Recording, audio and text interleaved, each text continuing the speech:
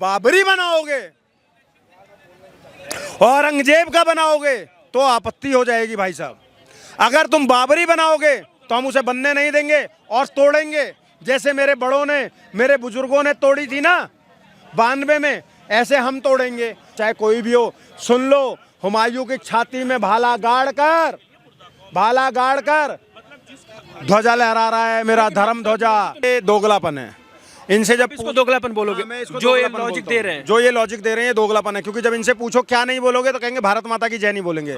बोल रहे होते हैं इनडायरेक्टली, भारत माता की जय बोल रहे होते हैं, इनडायरेक्टली वंदे मातरम बोल रहे होते हैं, लेकिन बोलकर कहते हैं हम नहीं बोलेंगे। ये दोगलापन है, समझ गए। लेकिन कुछ ऐसे हैं जो वही वाली कहानी करते हैं कि वो लकड़ी जबरदस्ती लेने वाली, कि कोई भी मुद्दा होगा रहे तो मुसलमानों के खिलाफ हो गया। नहीं भाई, जब ट्रिपल तलाक आया कानून तो मुस्लिम बहनों के सम्मान के लिए आया था, लेकिन इन्होंने विरोध किया। हर मुसलमान ने नहीं किया। जो अच्छा मुसलमान था, जो अपनी बहन बेटी का सम्मान चाहता था, उसने विरोध नहीं किया। लेकिन जो बहन बेटी का सम्मान नहीं चाहता था, अपनी पत्नी का सम्मान नहीं चाहता था, जो औरत को सिर्फ भोग की वस्तु समझता था, उसने इसका विरोध कर दिया। मैं फिर से बंगाल जा रहा हूँ। आपको मस्जिद से दिक्कत है या बाबरी मस्जिद से दिक्कत है? मुझे बाबरी से दिक्कत है। देखो, मस्जिद आपके इबादत की जगह है, आप बनाओ, आप मस्जिद बनाओ, आप इबादत करो, आप मजार बनाओ, इबादत करो, मुझे कोई आपत्ति नहीं है। मैं सक्षम होऊंगा, मैं अपना मंदिर बनाऊंगा, और हमने अपना भव्य मंदिर बनाया।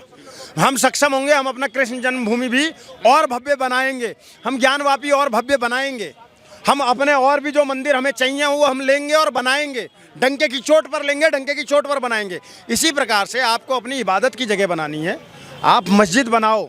मैं देश के मुसलमानों से कहना चाहता हूं, कवि इंद्रेश द्विवेदी, मुझे किसी भी मस्जिद बनाने से कोई आपत्ति नहीं है, आप बनाओ। अगर चंदे चाहिए, मैं भी चंदा देने को तैयार हूं, इबादत की जगह है, ठीक है, कोई आपत्ति नहीं है। लेकिन इस देश में बाबरी बनाओगे, औरंगजेब का बनाओगे तो आपत्ति हो जाएगी भाई साहब।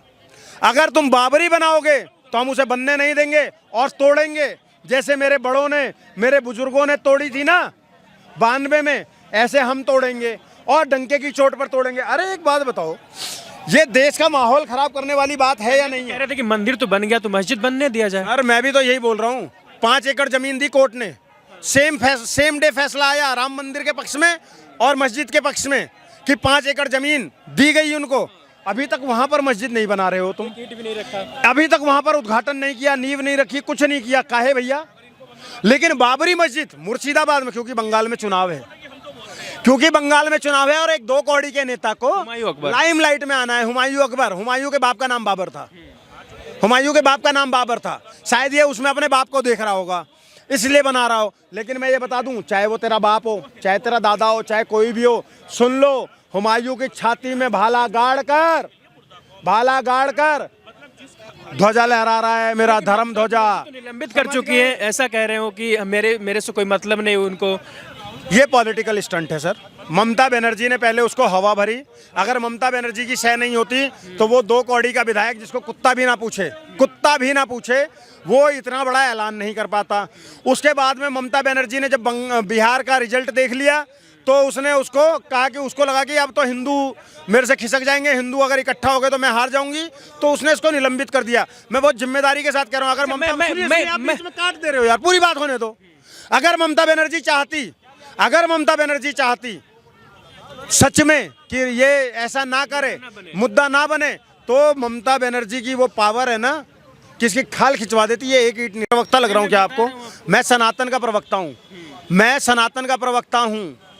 ये तीनों मिल के मुद्दा बना रहे हैं। सनातन ने भी प्रवक्ता घोषित नहीं किया। मैं स्वघोषित सनातन के लिए बात करता हूँ, स्वेच्छा से बात करता हूँ, स्वघोषित प्रवक्ता हूँ सनातन का। और जब तक सनातन की बात होती रहेगी, सनातन के हक में बात करता रहूंगा। उसके लिए चाहे मुझे बीजेपी के खिलाफ जाना पड़े, कांग्रेस के तो मैं हूँ ही हूँ, चाहे बीजेपी के या दुनिया के किसी भी शख्स के खिलाफ अगर जाना पड़ेगा, मेरे भगवान को लेकर, मेरे सनातन धर्म को लेकर, तो मैं उसके खिलाफ जाने से किंचित भी नहीं हिचकूंगा और बिल्कुल डंके की चोट पर खिलाफ जाऊंगा। ये सब चुनाव के लिए हो रहा है बंगाल में? बिल्कुल, हुमायूं कबीर और ममता बनर्जी चुनाव के लिए ये करा रहे हैं ताकि मुसलमानों की वोट एकमुश्त उनको पड़ जाए। क्या चुनाव के बाद रिजल्ट ममता की तरफ जाएगा? नहीं जाएगा, इस बार कमल खिलेगा। बंगाल की जनता इस बार बेवकूफ़ी नहीं क्योंकि करने वाली। ममता बनर्जी एक यात्रा भी निकाली थी, फिर एसआईआर का जो खेला आरोप लगाती हैं कि एसआईआर के माध्यम से बीजेपी खेला कर चुकी है, इलेक्शन कमीशन लगा हुआ है अपना काम करने में, तो क्या बदल सकता है? इसके कारण होगा। फिर से यही बोल रहा हूँ, जिसको भी एसआईआर से डर लग रहा है ना, वो वही बीजेपी मिलके चुनाव लड़ती है ना, ऐसा बोलते हैं लोग। अरे यार ये तो आरोप है ना भाई साहब, मैंने बोल दिया आपने मेरी जेब काट ली है, मान लो मेरा आरोप है, मेरा आरोप है। अब क्या आपने मेरी जेब काट ली? उसके लिए साबित करना पड़ेगा ना। फिर तो आरोप अगर आप लगा रहे हो, आप कोर्ट में जाइए, कोर्ट में जाइए, वो कोर्ट आपके पक्ष में जब फैसला देता है तब आप कहते हो ना कि लोकतंत्र की जीत हुई है। तो इसी प्रकार से फिर से जाइए, अगर आप सच में लोकतंत्र में बिलीव करते हो ना, तो देश में कानून है, उसके तहत जाइए। अगर वोट चोरी हो रही होगी तो उसके खिलाफ कार्यवाही भी जरूर होगी। आखिरी सवाल है मेरा, वंदे मातरम जबरदस्ती थोपना सही है? क्योंकि यूपी में कानून बन चुका है और कहा जा रहा है कि 5 बार नमाज पढ़ते हैं, हम भी धरती को चूमते हैं, भारत माता की जय जबरदस्ती नहीं बुलवाया जाए हमसे, क्योंकि हम भी देश से प्यार करते हैं। मेरा तरीका कुछ और हो सकता है, लेकिन हम भी प्यार करते हैं। मुसलमानों का, मदनी का, बहुत लोगों का कहना है, मौलानाओं का। नहीं नहीं, ये दोगलापन है। इनसे जब इसको दोगलापन बोलोगे? मैं इसको जो ये दोगलापन लॉजिक बोलता दे हूँ। रहे हैं, जो ये लॉजिक दे रहे हैं, ये दोगलापन है। क्योंकि जब इनसे पूछो क्या नहीं बोलोगे तो कहेंगे भारत माता की जय नहीं बोलेंगे। बोल रहे होते हैं इनडायरेक्टली, भारत माता की जय बोल रहे होते हैं, इनडायरेक्टली वंदे मातरम बोल रहे होते हैं, लेकिन बोलकर कहते हैं हम नहीं बोलेंगे।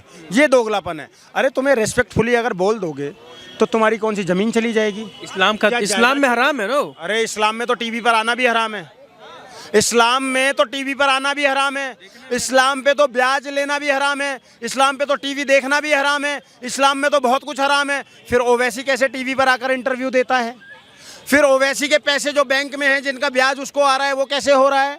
मदनी के पैसे जो बैंक के अंदर में वो उस पर ब्याज मिल रहा है, वो कैसे आ रहा है? मुझे जवाब दो ना। अगर आप इस्लाम हराम की ही बातें करोगे तो एक्चुअल इस्लाम हराम जो है उस पर बात कर लो ना। अगर आप इस तरीके से जाओगे तो आप तो बहुत कुछ नहीं कर सकते हो। लेकिन रोज रोज ये गलत है। देखो, अगर आप सच में भारत माता से प्यार करते हो तो भारत माता की जय बोल देना या वंदे मातरम बोल देना कोई बुराई नहीं है।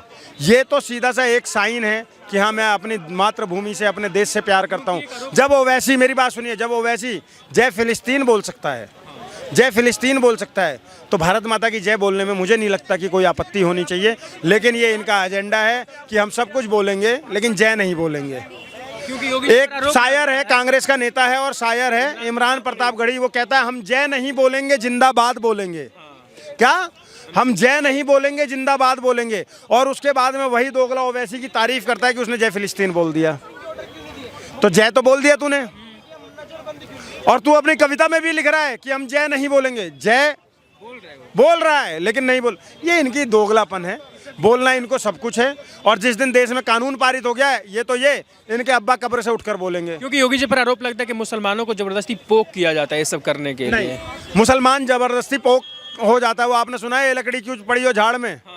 वो कुछ लोग, हर मुसलमान नहीं, देश में बहुत अच्छे मुसलमान हैं।